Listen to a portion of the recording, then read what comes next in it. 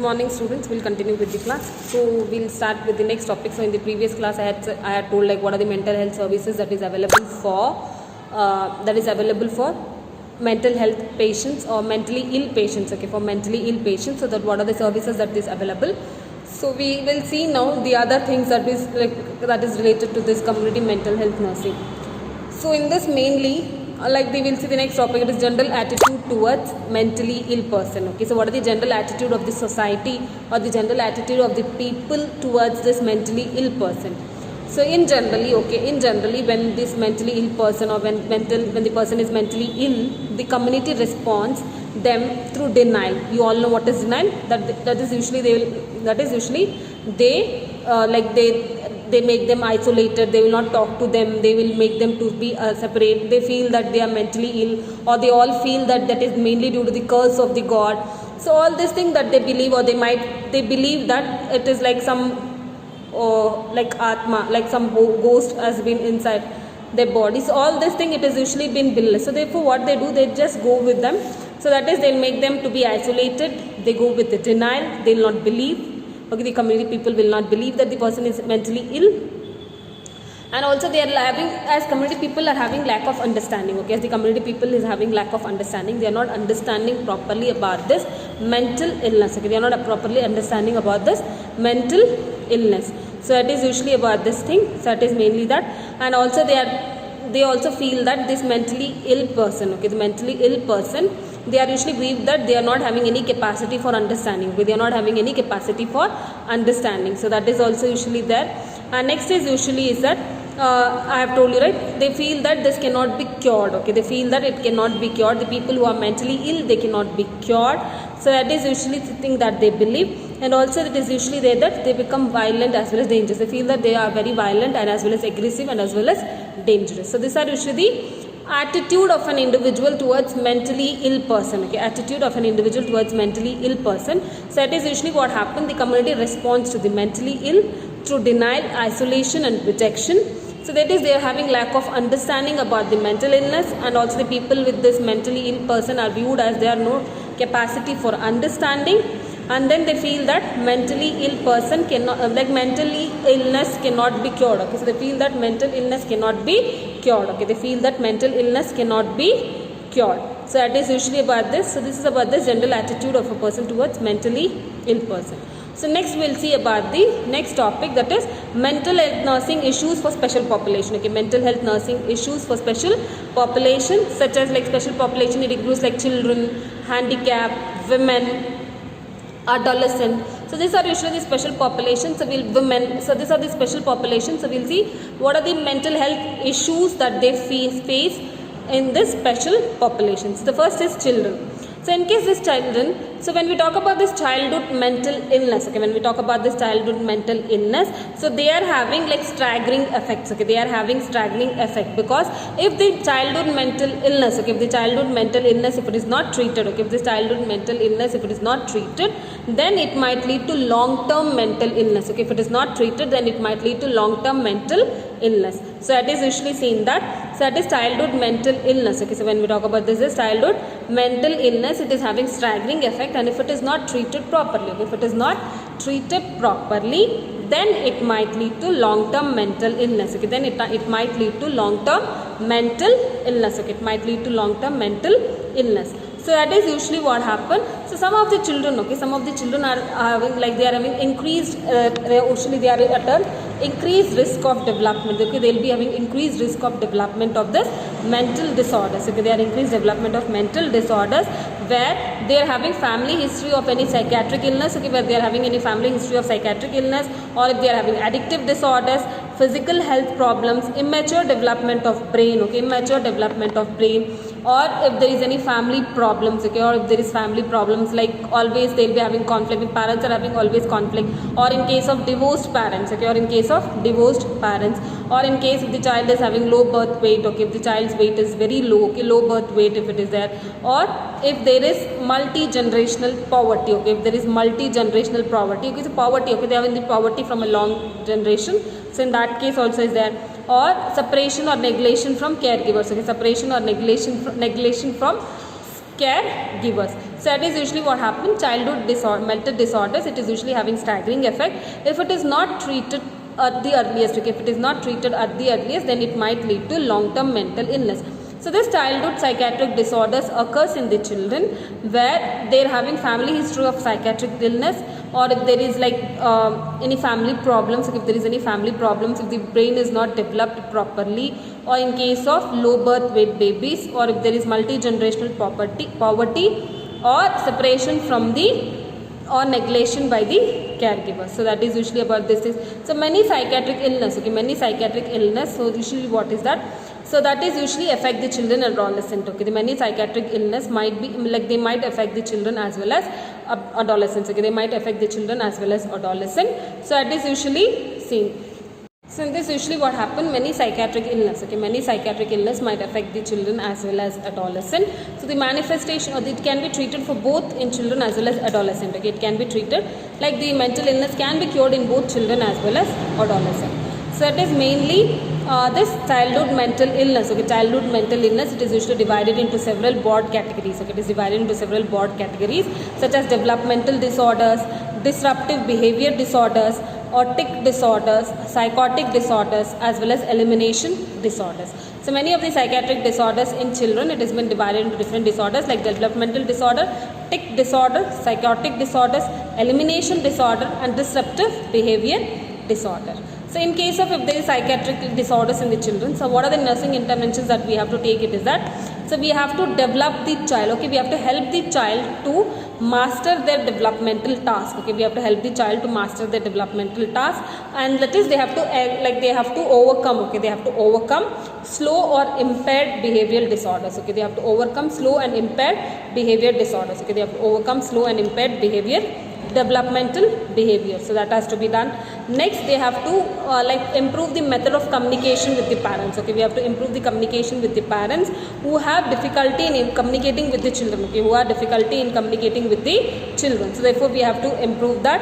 Then we have to identify the stimuli. Okay, we have to identify the stimuli which is creating or which is creating this destructive or negative behavior. Okay, which is creating or which is giving this destructive or negative behavior. So that has to be done. So that is usually there. And allow time for the patient. Okay, we have to allow time to the patient to respond to the therapeutic treatment. Okay, we have to interventions. Okay, we have to allow time, or we have to give time for the patients to respond to the therapeutic interventions. Okay, to respond to the therapeutic intervention. So that is usually there. And next is usually we have to educate the family. And next is that we have to educate the family, and then we have to, so these are usually the interventions that we have to take in order to treat with this childhood mental disorders. So that is usually we have to help the child to usually the nursing interventions that we have to take when we are when in order to treat with this childhood psychiatric disorders. Next is adolescent. So in case of this adolescent, it's like individuals who are between the age of 10 to 19 years. Okay, individuals who are between 10 to 19 years are usually told that they are in the adolescent age group, and this was usually given by WHO. So adolescent, it is it is the period of physical growth and intellectual attainment. Okay, it is the period of physical growth and intellectual attainment. Okay, it is the period of physical growth and intellectual attainment. So that is usually coupled with usually that is the period where they will be having physical growth as well as intellectual attainment. Okay, physical growth as well as intellectual attainment. So therefore this is the period where they will be identifying crisis. Okay, where we can identify the crisis such as physical, sexual, and spiritual. Okay, this is the period where we can identify the crisis that is physical, sexual, as well as spiritual. So that is usually about this thing. So that is according to WHO.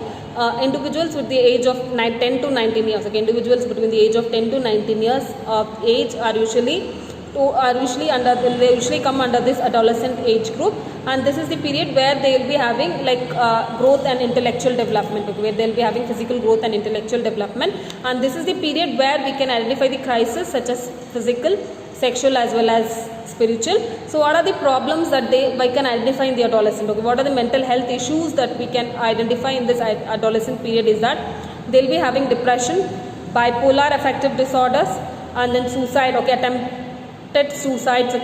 suicides or complete suicide. Conduct disorders can be seen. Schizophrenia can be increased during adolescence. So the other mental issues can be seen in adolescence is that they'll be having rate of depression, bipolar affective disorder, attempted suicide, completed suicide, conduct disorders and schizophrenia, it is usually seen in case of this. And also we can see like antisocial activities is also increases in adolescent. Okay, we can see the antisocial activities will be there. Agoraphobia and sociophobia will be common during adolescent. Okay, agoraphobia and social phobia will be common in adolescent. So it is usually, so this is, and also they will be having like juvenile violent crime. Okay, juvenile violent crime will also be increased. Substance abuse will be there in adolescence. So these are the mental health issues that is usually seen in case of adolescent. That is, they will be having rate of depression. Depression will be there.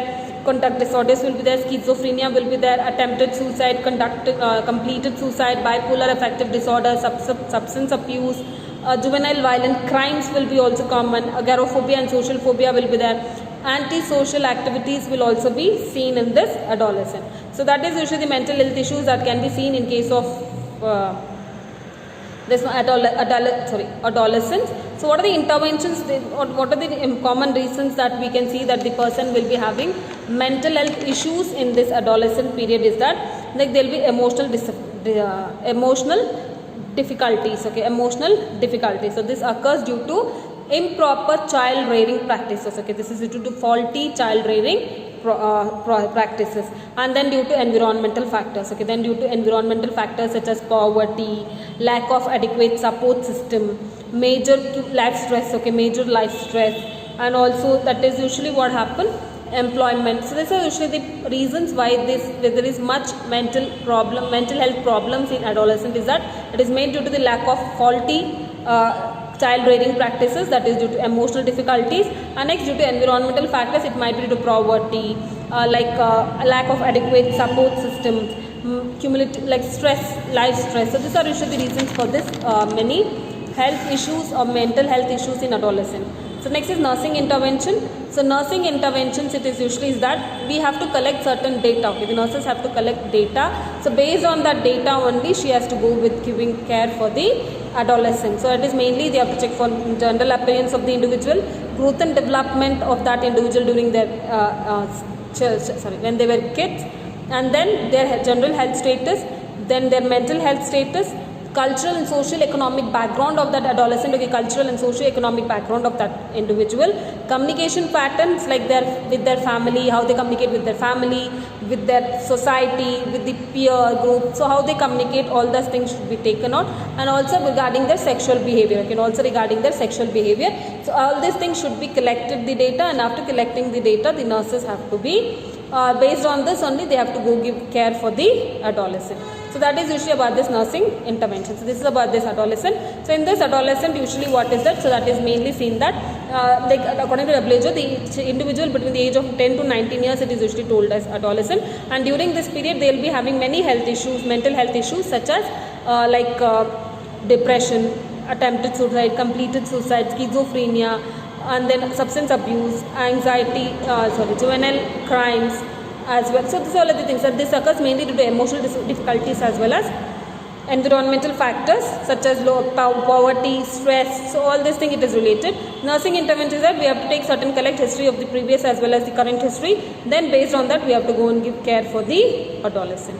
So next population, like next high risk population, it is women.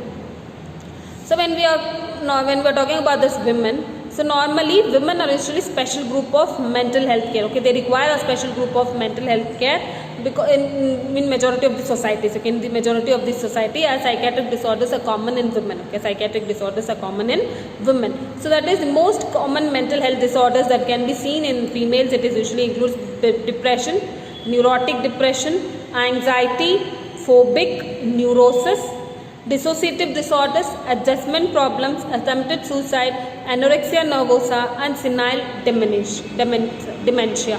So that is usually what is that. So these are the psychiatric disorders that is usually commonly seen. It is usually seen in the females. It is depression, anxiety, phobic, neurosis, dissociative disorders, anorexia nervosa, as well as senile dementia. Okay, these are the common psychiatric disorders that occurs in the females, and the psychiatric disorders in females are usually includes like pre-menstrual syndrome, psychiatric disorders associated with childbirth, and menopausal syndrome. Okay, pre-menstrual syndrome, like psychiatric disorders associated with childbirth and menopausal syndrome. So in this pre-menstrual syndrome, okay, in this pre-menstrual syndrome, So this is usually what happens. So menstruation, it is a normal process in the females that usually occurs, which usually starts by 12 or 13 years. So this is a normal process which usually occurs in the females. So various psychological symptoms that can be seen in this, it is that sadness will be there, anxiety will be there, anger will be there, irritable will be there, decreased concentration, and also the suicidal or like homicidal ideas might come. Insomnia will be there, carving for certain foods, okay, carving for certain foods. So this premenstrual syndrome starts before 5 to 10 days before the onset of menses, okay, before the onset of menses, okay. So before the onset of menses, like 5 to 10 days before, so all the symptoms can seen. That is, what are the symptoms? Anxiety, anger, irritability, mood changes will be there, carving will be there, and also there will be like homicidal or suicidal ideations can come. Insomnia will be there, okay, insomnia will be there. So it is usually what happens. So all these things occurs 5 to 10 days before the onset of menses, until it lasts, it will be present till the end of the menses, okay, till the end of the menses. So that is usually about this thing. So that is usually about this premenstrual syndrome, and this is usually what happens. This can be treated with oral contraceptive or progesterone, okay, it can be treated with oral contraceptives and progesterone, or antidepressant drugs can be given, okay, antidepressant drugs can be given, or cognitive behavior therapy can be started, okay, cognitive behavior therapy can be started. So that is usually about this premenstrual syndrome. And during childbirth, okay, what are the psychiatric disorders can be seen during childbirth? It is that, so this is common, okay, so they are having the increased risk of development of the psychiatric disorders during the childbirth. So what is that? It usually includes like mental illness during pregnancy and puerperal mental disorders, okay, mental illness during pregnancy and puerperal mental disorders. So mental illness during pregnancy, as pregnancy you all know that they are divided into three trimester, first, second and third trimester. So this incidence of this mental illness will be common during the first trimester of pregnancy, okay, it will be common during first trimester of pregnancy when compared to second and third, okay, it is common in first trimester when compared to second and third trimester of pregnancy. So what it might be due to tension, or it might be due to if there is any previous abortion, okay, if there is any previous abortion. So that is usually there, and they will be having neurosis, anxiety disorders, OCD can be there, okay, obsessive compulsive disorders can also develop. So all this thing can be there. So the management that they choose, they have to go with counseling and reassurance should be given for the women. Okay? Counseling and reassurance should be given for the women. So that is caring, okay, they should care the women during their pregnancy very nicely so that they will not develop all the psychiatric disorders. So that is usually about this psychiatric disorder associated with childbirth. So this is usually divided into two. One is when psychiatric disorders during childbirth, during pregnancy, and then puerperal mental disorders. So during pregnancy, okay, so that is mainly it is seen that during first trimester only, it is pregnancy divided into three trimester, first, second and third. So during first trimester only you can see the development of this psychiatric disorders when compared to second and third. So like there will be, it might be due to tension, or it might be due to if there is any previous abortion, it might be like anxiety will be there, neurosis can occur, obsessive compulsive disorder can occur, so bipolar disorder can also occur.